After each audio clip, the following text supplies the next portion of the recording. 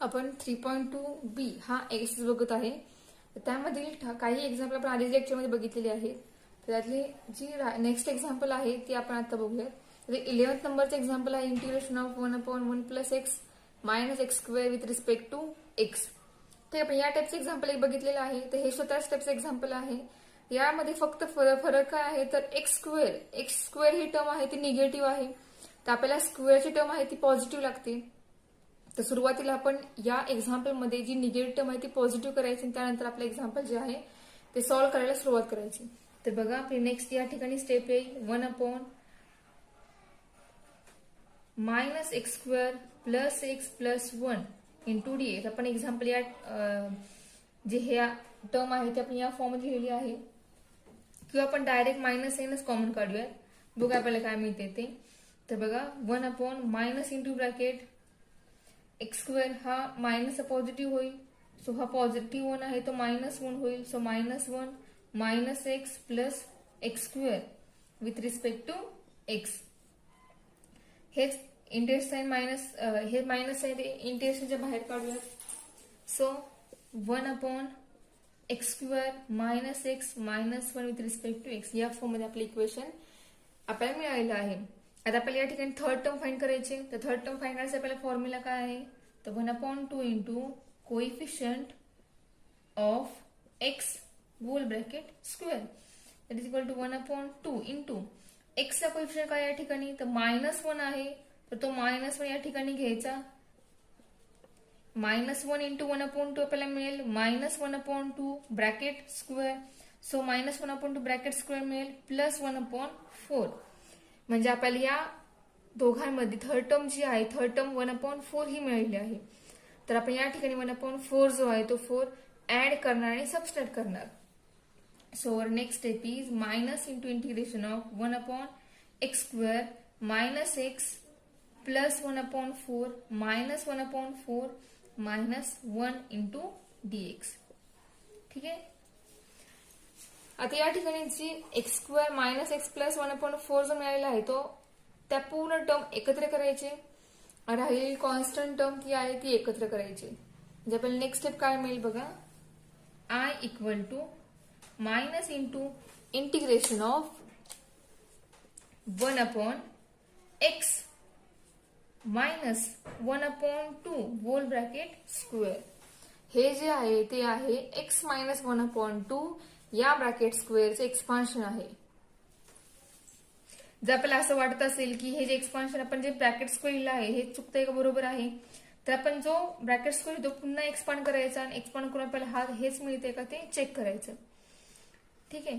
So -1/4 minus 1 याचा answer येईल -5/4 into dx. ठीक आहे. आता आपल्याला एक्स स्क्वेअर मिळालेला आहे, आपल्याला ए स्क्वेअर हवा आहे तर आपण ए स्क्वेअर आणूया. So minus into integration of 1/x minus 1/2 bracket square minus √5/2 bracket square with respect to x. 4 आहे तो 2चा स्क्वेअर आहे. 5चा कोणताही स्क्वेअर आपल्याला मिळत नाही. 5 कोणाचाही स्क्वेअर रूट नाहीये. त्यासाठी आपण त्या 5ला रूट आणि त्या ब्रॅकेटचा परत स्क्वेअर केला म्हणजे आपल्याला परत 5/4 ही जी व्हॅल्यू आहे ती व्हॅल्यू मिळते. ठीक आहे. तर आपल्याला एक्स स्क्वेअर मायनस ए स्क्वेअर असं मिळालेलं आहे. तर या ठिकाणी जर मायनस आपण कॉमन काढले ते मायनस पुन्हा आतमध्ये मल्टिप्लाय करायचं आणि त्यानंतर याचं इंटिग्रेशन फाइंड आउट करायचं. तर बघा नेक्स्ट आपल्याला काय मिळेल. I equal to integration of 1/- into bracket x minus 1/2 bracket square plus √5/2 bracket square with respect to x. जो आपला एक्स स्क्वेअर पॉझिटिव्ह होता पॉझिटिव्ह निगेटिव्ह झाला आणि जो ए स्क्वेअर मिळालेला तो पॉझिटिव्ह होता निगेटिव्ह होता पॉझिटिव्ह झालेला आहे.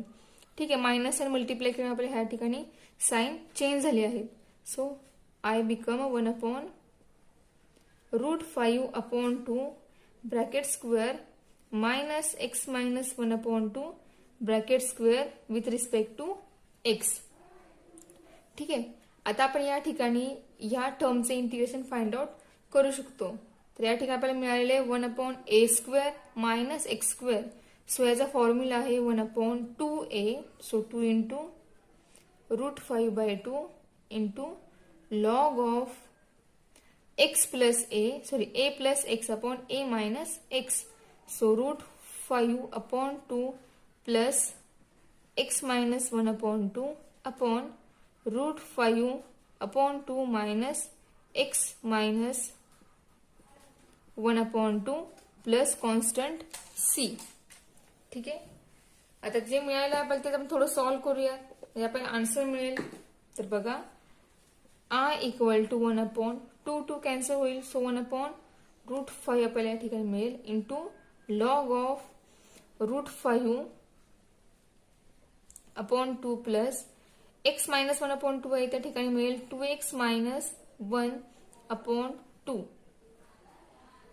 Hole divided by √5/2 minus 2x minus 1/2 plus c.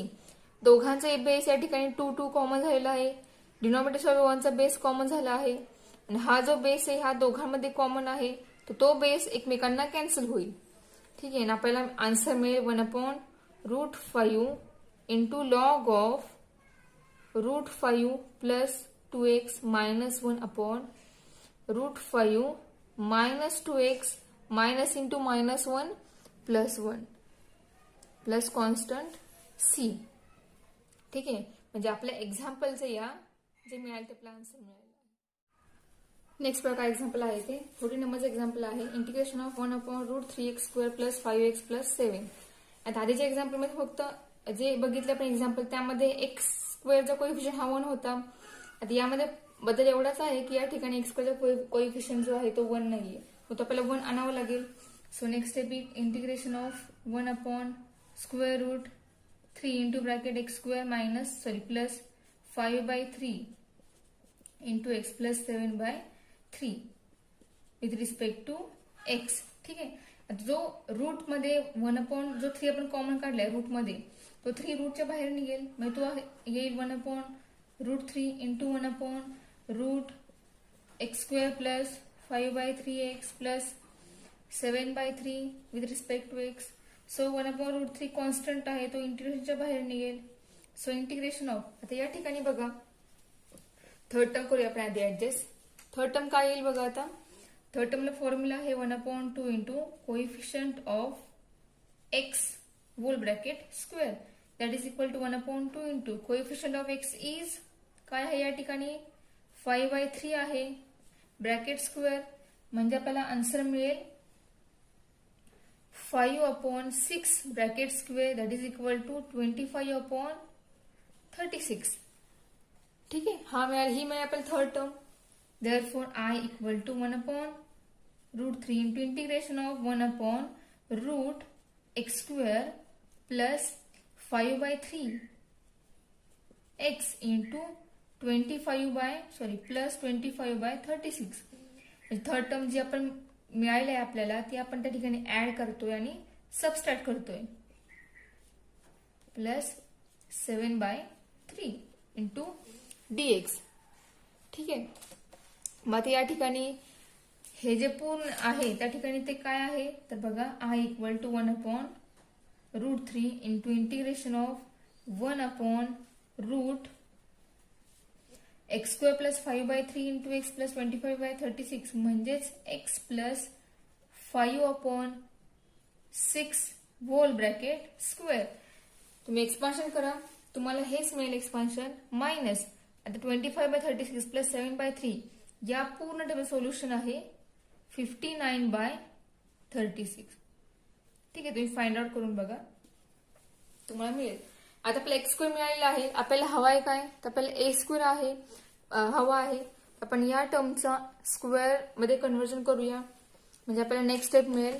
बघा काय मिळते ते. So i equal to 1/√3 into integration of 1/√x plus 5/6 bracket square minus 59 means √59/6 whole bracket square means 59/36 with respect to x. So 1/√3 into याचं आपल्याला integration find करावं लागेल. आपल्या term मध्ये एक्स स्क्वेअर आणि ए स्क्वेअर ह्या दोन्ही टर्म मिळालेल्या आहेत. सो आपण याचा इंटिग्रेशन फाइंड करूया. तर बघा इंटिग्रेशन येतं काय, तर integration of 1/x² root a² dx याचं इंटिग्रेशन निघतं log of x plus root x² minus a² plus c. ठीक आहे, आपल्या एक्झाम्पलचं अशा या टाईपमध्ये इंटिग्रेशन फाइंड आउट होतं. मग आता आपण फाइंड करू इंटिग्रेशन आपल्या एक्झाम्पलचं काय आहे ते. तर 1/√3 into log of into bracket x आपला काय आहे, ते x प्लस 5/6 आहे plus root x² minus a² म्हणजे जे या ठिकाणी रूट आहे ते पूर्णपणे या ठिकाणी येईल, म्हणजे आपल्याला आन्सर मिळेल x plus 5/6 bracket square minus √59/6 bracket square plus constant c. ठीक आहे, अजून आपल्याला सॉल्व्ह करता येईल हे into log of x plus 5/6 plus आता या ठिकाणी हे जे रूट आपल्याला मिळालेलं आहे तेच रूट म्हणजे आपण कशामध्ये चेंज केलं आहे, तर √3 कॉमन या ठिकाणी 3 कॉमन काढलेलं आहे. 3 कॉमन काढून ही जी स्टेप आलेली आहे या स्टेपमध्ये आपण थर्ड टर्म ऍडजस्ट केली आणि त्या स्टेपमध्ये आपला चेंज होत होत आपल्याला ही स्टेप मिळालेली आहे. बरोबर, ही टर्म मिळालेली आहे. म्हणजेच याचा अर्थ ही टर्म आणि ही टर्म दोन्ही टर्म इक्वल आहेत. त्यामुळे आपण या टर्म बद्दल आपण ही टर्म या ठिकाणी पुट करू शकतो आपल्या आन्सरमध्ये. म्हणजे आपल्याला आन्सर मिळालं 1/√3 log of x plus 5/6 into root x² plus 5/3x plus 7/3 plus integrating constant c. Next बघा 12th नंबरचं example. Integration of 1/4x² minus 20x plus 17 with respect to x. आता हे आधीच्या एक्झाम्पल सारखं सेम एक्झाम्पल आहे, फक्त त्या ठिकाणी रूट होतं. आपण या ठिकाणी या एक्झाम्पलला रूट नाहीये, सो आपल्याला या ठिकाणी x² चा कोएफिशियंट हा 1 करावा लागेल. So I become integration of 1/4 into bracket x² minus 20/4x plus 17/4 into dx. 1/4 is constant, so 1/4 into integration of 1/x² minus 20/4 म्हणजेच 5x plus 17/4 dx. ठीक आहे, आता आपण थर्ड टर्म फाइंड आउट करूया आणि ती ऍडजस्ट करूया.